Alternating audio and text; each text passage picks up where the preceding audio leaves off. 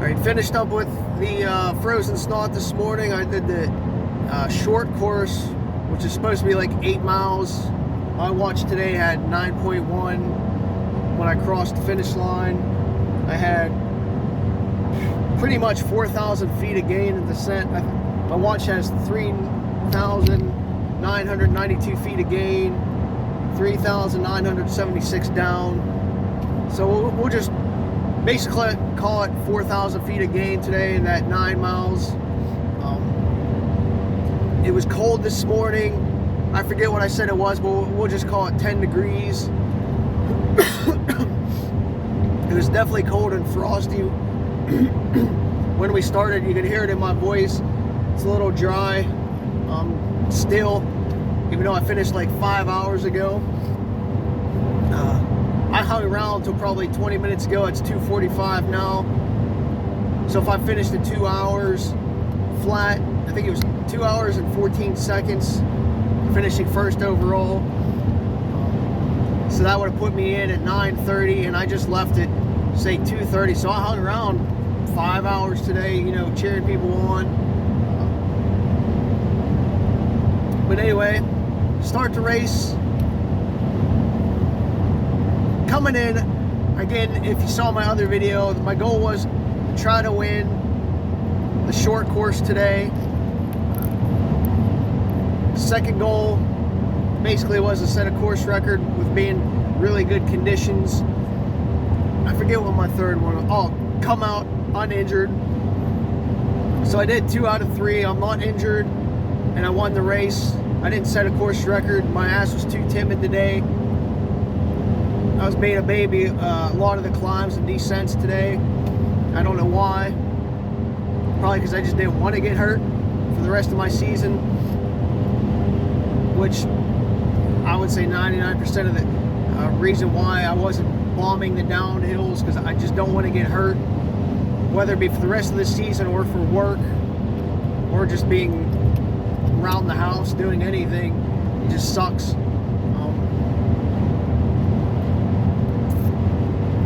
I want to say the competition might have been a little bit lighter this year for actually like both races, even more so for the short course. But I signed up for the short course at registration because I've done the long at least 3, maybe 4 times now, and I'm tired of it because I'm always getting cold and like hypothermic when I'm doing the beast, that last climb, because I'm so sweaty, and you know, from the downhill and the uphills beforehand, that beast just takes so long to do. You know, my body cools off and then I get like hypothermic, and I just didn't feel like doing that this year. Plus, last year, which really set the fire going since last year, but I didn't tell anybody. I was talking to a guy, we were talking about times, and I just happened to catch like, oh man, I should have dropped last year and did the short course, because I probably could have won it, you know, with however I felt in the pace. And the dude's like, no, you wouldn't have. So that sort of lit a fire last year in the back of my mind that I wanted to try the 8 course. The short course, which is supposed to be like 8 miles and something, like 8.5. Sort of set that fire in the back of my mind all year long. If I had the opportunity to do it, I was going to try to do it and go for the win. I think this year was probably the best year to set a course record if you're going to go for it. I think somebody like a Matt Lipsy or Zach Miller, or even if Reagan did the short course, they could have dropped like an hour and a half easily today. Just how the conditions would have been conducive to that. Maybe they prefer snow and ice and run better, but I prefer no snow so I can see where my footing's actually going, so I don't like stick my foot in a crevice in one of the boulder fields, twist an ankle or hurt something, or just generally slip and fall anywhere on the course. And I know a lot of people were saying, oh, I'd rather have had snow, or, you know, I'd rather be snow covered. I'm like, what the hell are you talking about? I was like, when it's snow covered, you don't necessarily know where you're stepping, at least for the front of the pack. I guess these were like more middle to the back of the packers that were saying they'd rather have snow, but I know like at least in my mindset, being in the front, like plowing the way, like the first like 10, 15, you don't know exactly where you're sticking your foot, so you can go down, you know, to your ankle, to your knee, to your groin area, which I've had happen. I've, on the Beast, actually stuck my foot down the one time, and it went up to my groin, and it was hard to pull myself out of the hole. So you just never know, but at least if you're in the front pack, until things get plowed down so you can actually see where you're going, maybe it's a little bit better. But anyway, I prefer the dry, no snow, no ice, because I find it to be a little bit safer than having even like the ice that you could just like slip and like break a neck or just kill yourself. Not that that's ever happened, but the possibility's there, because when it's snowy and icy, you know, you could easily just slip and smack your head on a boulder or any type of rock, you know, just die. Like, just, that's the reality of it. Because it is not an easy course. To me, it's, as I tell people, it's the scariest course that I run and I've ever ran. Just because the conditions are usually shitty. You got the snow a couple of times it was ice, where you absolutely had to wear some kind of spike on your shoe to get traction, because the ice was, I would say, maybe like a 1/4 inch, you know, at mid on the course. So if you didn't have those spikes, there was no way you were doing it just in normal trail shoes. So getting back to this year, I looked around, I asked a couple of people at the start, I was like, hey, what are you doing, short or the long? And they were telling me it long. So I was trying to gauge and put a mental picture in the back of my mind who these people were, so I wasn't worried about them while I was racing, so it wouldn't drain as much energy out of me. I knew Reagan was doing the full, obviously, and then a couple other people. I think the farthest down, I was 9th overall, running the course at one point, and I moved back up to like 4th or 5th. I'll get to that. So there was a lot of little jockeying back and forth between positions a couple of times between people, except for Reagan. I know he took off and was never seen again. And I'm not sure between like 2nd and 4th once they got ahead, but like the 5th through the 9th, there was definitely some position changes back and forth a few times. So anyway, as we started, Reagan completely just, you know, set a rocket off his ass, and he just went flying. I don't even know how fast he was going, but I know when I looked at my watch, it had to be 5s for that first mile, because I know I was in the 5s, and I was only maybe 15 yards at the most away from him until we hit the hill, maybe 20 at max. I was trying to keep up with him and then get a good gap from the rest of the field, because I didn't want to get bottlenecked or behind somebody, because generally I'm a good hill runner, so I wanted to make sure I get out in front of everybody and try to use that to my advantage and keep a lead as long as I could. But as soon as we got to the hill, my legs were on fire. I knew I shouldn't have ran as fast as I did. Don't know why I did. It was stupid on my part. I also got way overheated. Before I forget, so I had, I tell you what I wore. I wore my Peregrines. I had Ultra Gam gaiters on, thick socks. I had my new toe warmers and my neoprene toe warmers on. Keep my feet warm, which they absolutely worked. John said they won't work with my toe condoms. Well, guess what? My toe condoms worked. Yeah, calf sleeves. I had my thicker long sleeve pants on, my 2XUs underneath them. Then I had a pair of shorts over top, just so like my nether regions didn't get like the wind hitting it. On the top I had a long sleeve, thicker shirt on. I put a hoodie on instead of my sauna suit, because I thought my sauna suit was just gonna roast me way too much. Retrospect, it might have been the better choice. But then I put my new Columbia jacket that I got, the waterproof jacket, on over top of the hoodie, because the reports were last night with the wind, you needed a complete like windbreaker type thing to keep you warm. So in the back of my mind, I had that going on, which is why I wore those three tops. I had my visor beanie, but then I had like another little like compression beanie underneath that. I actually wore 2 neck gaiters for a while, for a couple miles, until I got too hot. Then I wore my naked belt. I put 2 9-ounce bottles, and then I had my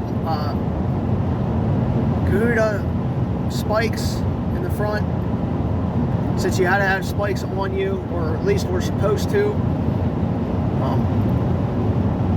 So that's how I did that. So I was traveling a little bit light. I'm glad I took water. I'm glad yeah, one was water, one was Noon Berry. Glad I took them. I actually used them up, which was kind of shocking that I used 18 ounces of liquid for only like 9 miles. I usually don't even drink anything until like 10. But I definitely need it today with the elevation, and I thought about that beforehand. So I'm glad I did that. But the tops got me overheated. I ended up pulling out my pants, my pant legs, rolled up my sleeves. It was just too much. I probably should have not had as many layers. I should have went with like my windbreaker jacket and maybe just my long sleeve. But it was so cold this morning, I just felt like I needed to have that extra layer, because it was just so cold, and I could feel it in the air that I was just going to be freezing. Again, in retrospect, never know until you run the race where you can start going how things are going to play out. So I didn't need that layer. I could have just worn my sauna suit top, but it tends to warm me up too much, and I get so sweaty with it on, which that's what it's supposed to do.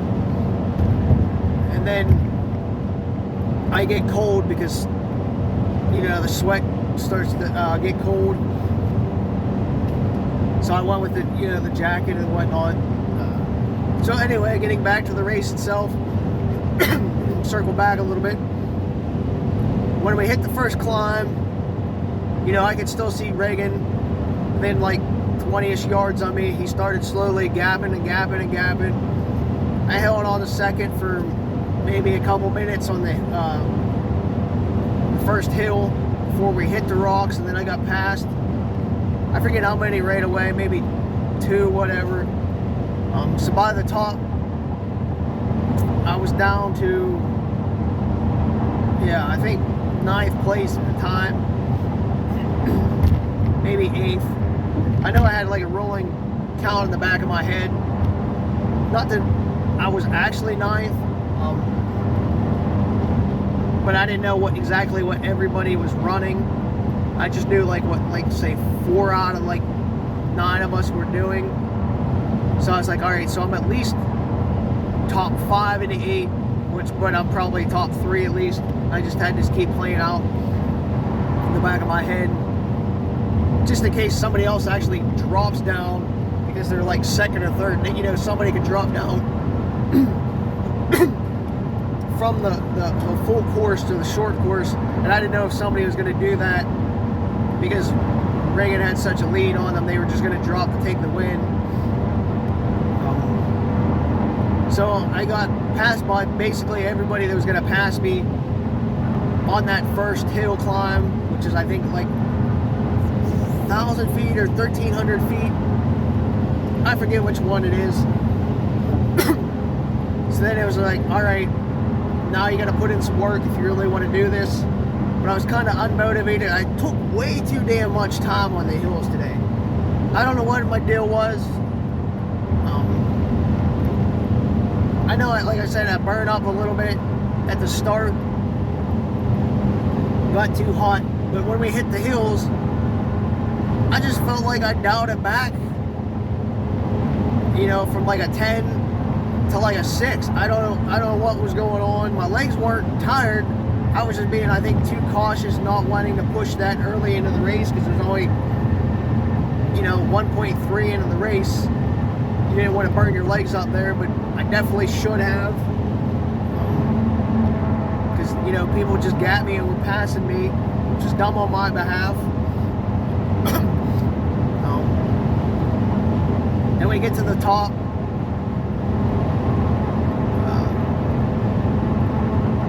Let's see. Yeah, then we go over that little like flat-ish section of rocks before we hit the downhill. There's some people like, you know, making sure we're going the right way. I think that's. I'm trying to recall which hill's which at the time. So yeah, so then I started flying.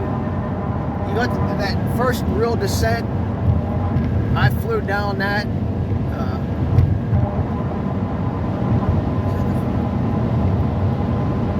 I don't know. I'm trying to remember. I know the first real descent, I picked off 2 people.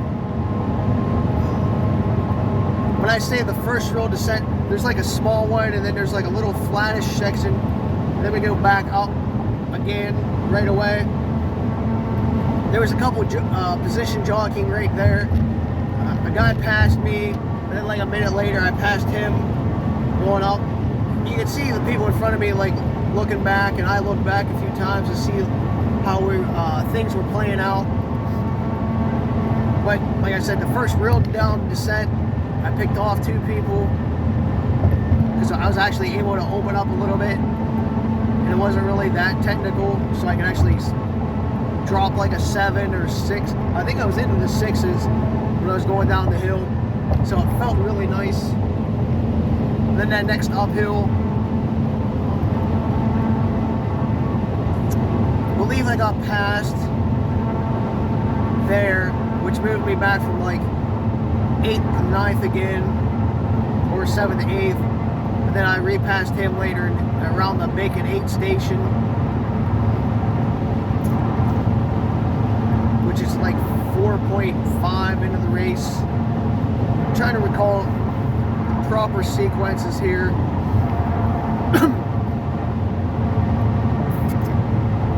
Yeah, because I remember at the Bacon 8 station, the guy was, one of the first 2 guys I picked off, one was wearing like a white jacket and a black jacket. Black jacket caught me again later on a hill, but he stayed behind me even through the descent into the 8 station. But the yellow jacket guy at the Bacon 8 station got a drink. I saw him getting a drink as I come in, and I just like went ahead of that because since I was carrying water on me, I didn't need to stop. Forgot to give my number, so I had yelled because Ben stopped me. He's like, "Hey, what's your number?" And I had to give it to Ben real quick to continue on. But that was like a nice, quick little fast section where I got ahead of that guy before we went uphill. And I was telling him as we were going up the hill, I was trying to, in the back of my mind, I was like, hey, I even told him, I was like, hey, you're like 6th or 7th right now. I think you're 7. So that way he knew it, because I wanted, you know, be like, what race you doing? He was one of the ones I didn't know, and he told me he was doing a 13. So in the back of my mind, I was like, all right. So there's only really 2 people in front of me that I don't know. So at least the very max, I'm in 3rd place in the short course right now. And I was like, I can almost guarantee one of those 2 are doing the long. So I was like, all right, 50-50, I'm 1st or I'm 2nd. So I was trying to keep track as I'm running, not hurt myself, not fall as we were going up that climb. Just having a little chat with them. Then we did a little bit like through some briars and back down. man, I wish I would have videoed it today. I should have videoed it today. I had enough time between me and second where I could have taken the time to video today. I wasn't sure the competition how it was going to be, so I didn't think it was wise to do that. But looking back, I didn't have the time, because I would have had to change the battery a couple times.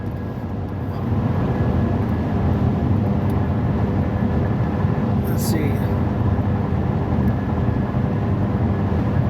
Yeah, so we get to the top. We're in like the wooded section now. We did like the 2 rocky sections of hills. I somehow managed that, like the Goat Hill extension. You know, that's when I could really see how things were playing out, like up front. A couple of people passing other people, and some people were slowly slowing down, I guess, for better terms.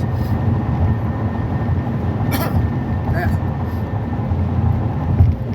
So then that last hill section, which I was already at like 3,100 feet of gain, and for some reason in my mind the course was only supposed to be 3,100 feet or 33. I don't know how I came up with that number. I probably should have looked again last night. I was like, well, what the hell, I still got one more hill left. I was like, this is bullshit. I was like, I planned for 31 and I ran a little bit like 31 was going to be the max. So I misjudged like my pace and what I was going to do, how to save energy. We get to the top, we do that last little rocky section, which I feel bad for the volunteers in the third big hill, because it was like 15 degrees colder there, and you could see it on the rocks how much like crystallized those rocks were compared to the other rocks. It just felt so much colder. Then we hit the ropes, like the really steep descent that's really dangerous, that you have like 15, 16 ropes that you could use to guide yourself down. The guy in the black jacket caught back up, but he was actually content staying behind me because he was doing the 13, and I actually threw out a little bit of a hint that, yeah, I was looking forward to that last mile so I could drop like another 6 down. You know, just trying to gauge if like that was in the back of his mind to drop down a little bit. But he wanted to do the 13, and he stayed right behind me on the ropes, and I was like, man, I hope I don't fall, because if I fall, he's probably getting taken out as well, because he ain't gonna be able to stop in time. Finally get to the bottom of the descent. Well, in the middle of that descent, there was a guy standing there. He looks at me, he's like, you're 6th. And then the guy behind me in the black jacket, he's like, you're 7th. I was like, all right, so if I'm 6th, you know, that gave me a little bit more reassurance. I was like, all right, so Reagan's won. At least 3 of the other guys are doing the full. So that's 4. So again, I really only have to worry about one other dude possibly being ahead of me. And again, that was a 50-50 whether he was doing the full or the short. So I was taking my chances, because once I got to the aid station and we hit the road, I was like, all right, I can turn it on. If he's anywhere in the view, I know I could catch him. Well, at least I hoped I could. Because I think he said, that's the same guy that told us you were 6th and 7th, said something to the guy in the black jacket about they were only like 5 minutes ahead of us at that time. I was like, all right, so that's doable. So if I have to throw the hammer down, I'll throw it down. And when we hit the bottom, get the flat a little bit, I started turning it back up, really cranking the juices. By that time, I felt good. It was probably because the noon kicked in finally with the caffeine, so I was a little bit more awake and the body was starting to flow. Plus, I rolled up my sleeves and pant legs by then, so I was feeling a little bit better because I wasn't as hot. I even opened up my jacket pretty much down to my belly button, just to let things in the core area cool down. By the end, there's a bunch of like frost build up through my jacket, on my hoodie. Even my neck gaiter was completely like crusted and stiff. That's just how cold it was. And if you get any kind of moisture today, since it's below freezing, you know you're gonna get that crystallization or just like frozen snot. Had a bunch of that too. So they come into the aid station. They asked real quick, "Hey, what are you doing?" We're like, "The 8." I grabbed 2 drinks real quick of whatever electrolyte they had, and then I took off. I should have asked there if I was first or second. I just didn't want to waste time because I wanted to start getting down the hill as quick as possible, or not the hill, but the road as quick as possible. So if there was somebody in front of me, I could maybe see them, because you got like a long stretch of road that you could see. There's not much, I mean, there's a couple turns, but you could see pretty far. So I wanted to make sure if there's somebody ahead of me, I could see them and, you know, try to pick them off before the finish. The race director was actually pulling in to go to the aid station when I came past. 2 dudes that were volunteering. As I passed them, I was like, "Did anybody pass you?" And they said no. And then I was like, "All right, so you're to me that meant I was at first, because they were just walking. So that would have been like a 10-15 minute, you know, time frame from where they came from, and somebody would have passed them. So I was like, all right, I got this then. So I felt a little bit more comfortable. And then as I came in the finish line, obviously I finished first. And the woman there, she's like, "Oh, we weren't even ready for you yet." Because I guess they were supposed to tell them at the aid station that somebody was coming so they could get ready. And I don't know if they didn't do that or didn't realize that I was an 8 headed down. Either way, no big deal. I took it. I got a bottle of wine somewhere in the vehicle. It's like the frozen snot. Whoever made it, it's like a special blend, I guess, for it. Because it has a label on the front. So then I just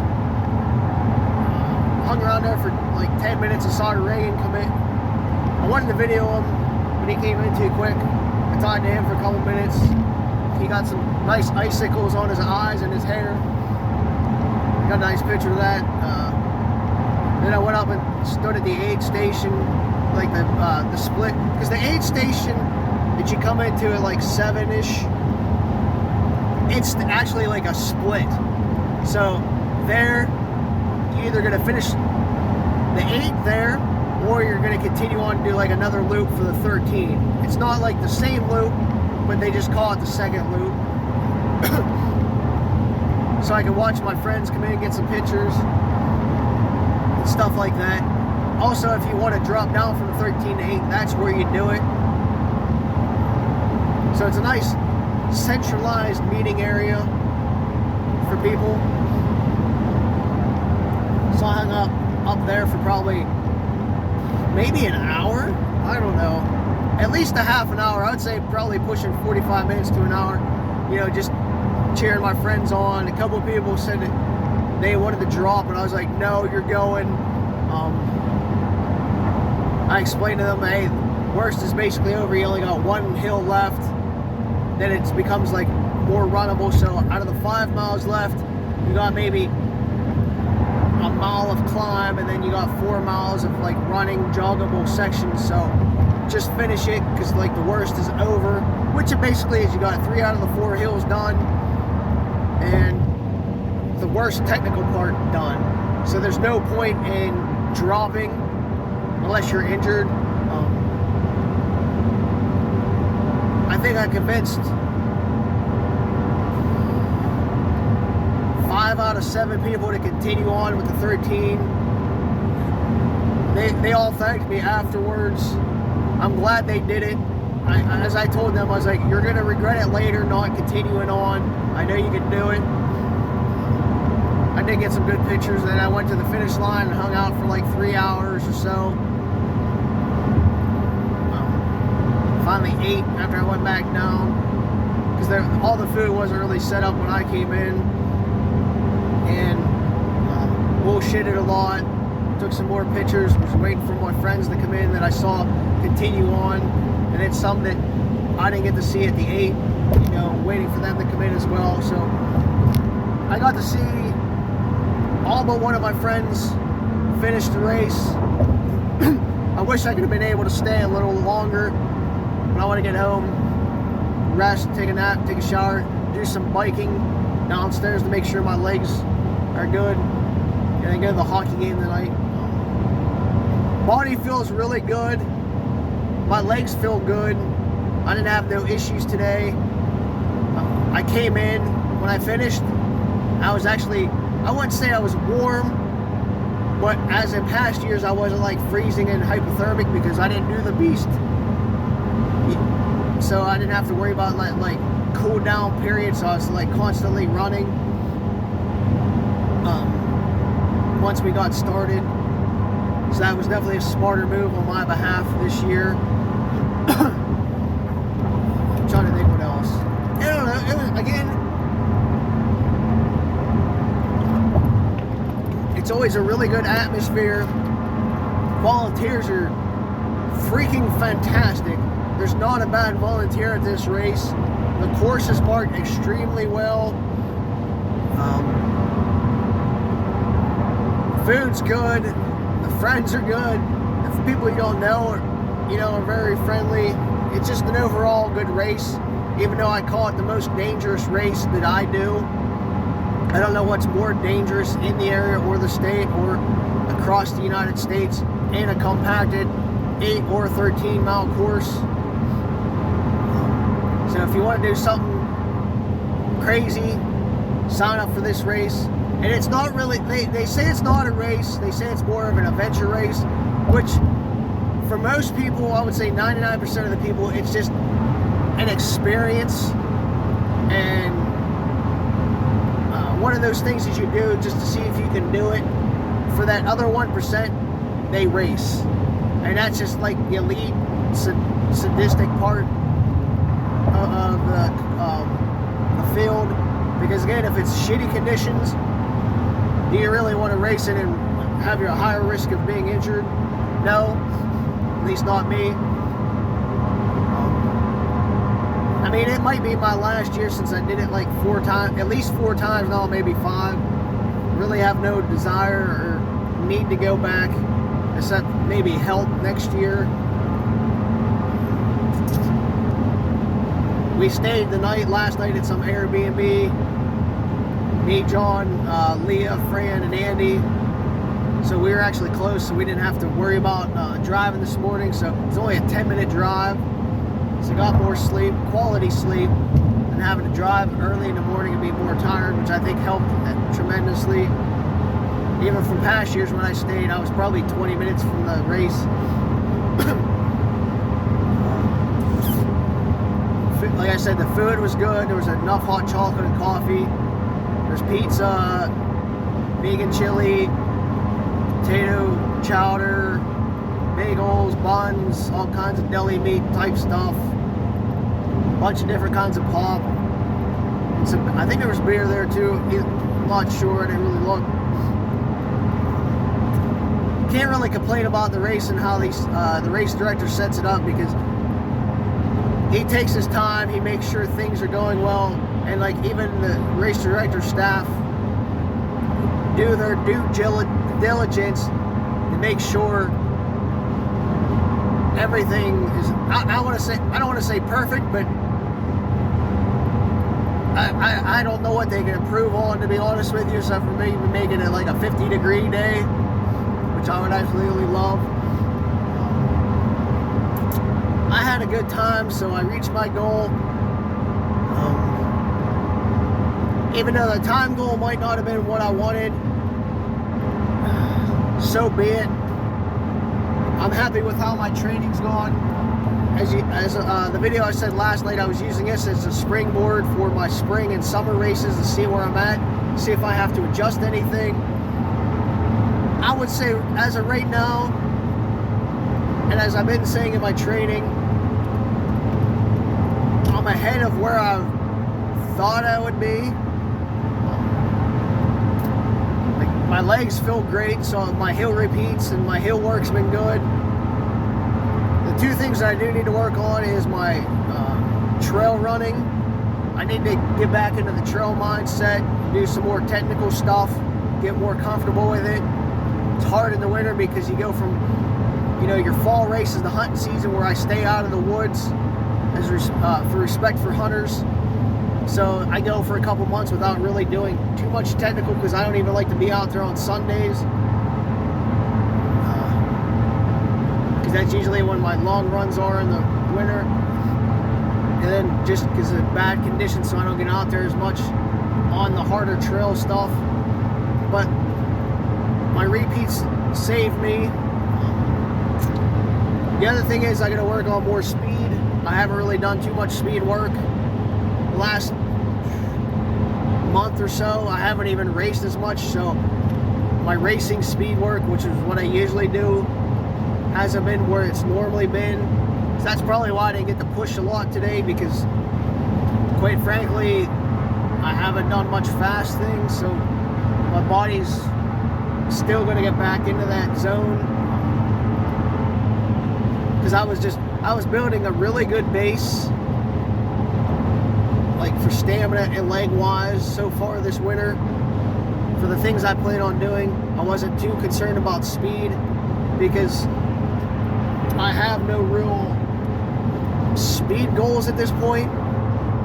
Like, I don't feel like dropping down, we'll say like a 16-minute 5K or anything like that.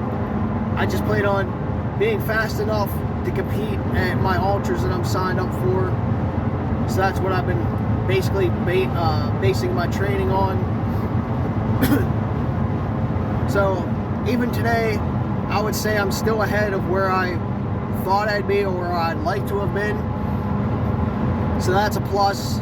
So now I'm just going to bank on this, carry this into the next couple months, at least maintain my fitness and my stamina and endurance right now, and just bank on that. And once I hit like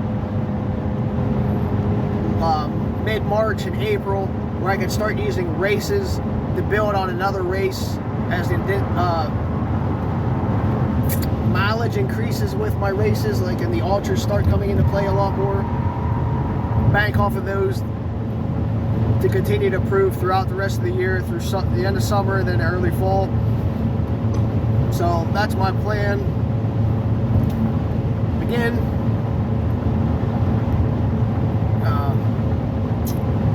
probably my best frozen snot experience that I've had.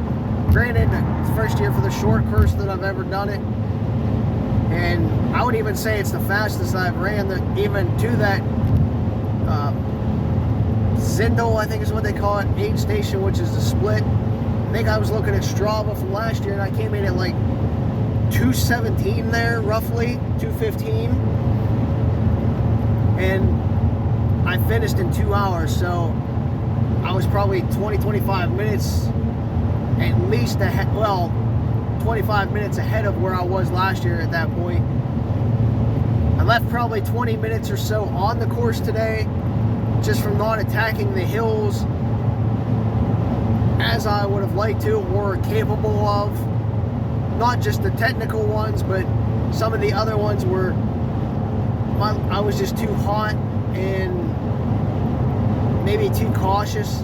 Even on the downhill, a little too cautious, which cost me a ton of time. But what can you do? Can't really complain, because that's on me for being a baby about it. But I did have some people mention to me, like, why didn't you do the 13?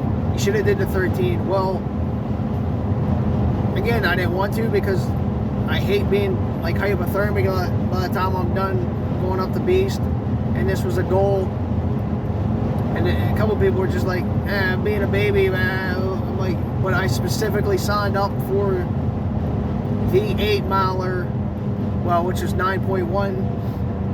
Specifically signed up for that at the time registration opened up. So it wasn't like I was dropping down to take a win. I actually signed up specifically to do it. So people really can't complain. Now granted, I would have probably, if I would have did the full, I would have been like 5th overall. Maybe I think I could have knocked off a couple people if I ran a little bit more. Especially after the beast at like 4 miles, I definitely could have turned it on a lot more and maybe made some, picked off a couple people, or at least closed the gap at the bare minimum. But what can you do? I'm happy. And I think that's about my race recap. Well, I guess one other thing, it was nice today to have so many friends on the course, whether it be actual close friends, like running club friends, or just people I knew, from seeing them in other races. It was just so nice to see everybody out this time of year, which I don't get to see a lot, or actually travel, like say 2+ hours to the race, which I never have that many people go that far for a race. So that was really cool to see, which just, again, never happens. Thankfully, everybody's alive, maybe a little bruised, dinged up, a little cold, but we're all gonna live to run another day. Everybody came home uninjured. And when I say uninjured, I mean like nobody tore any muscles or got hurt or broke an arm. We just have some sore muscles or some coldness, so that's a huge plus. I'm grateful for that too. I don't know. Hopefully my next race is the same way. I get to see more friends, and hopefully in the next couple of weeks I can build on the base that I've had and go from there. So we'll see you guys out there soon.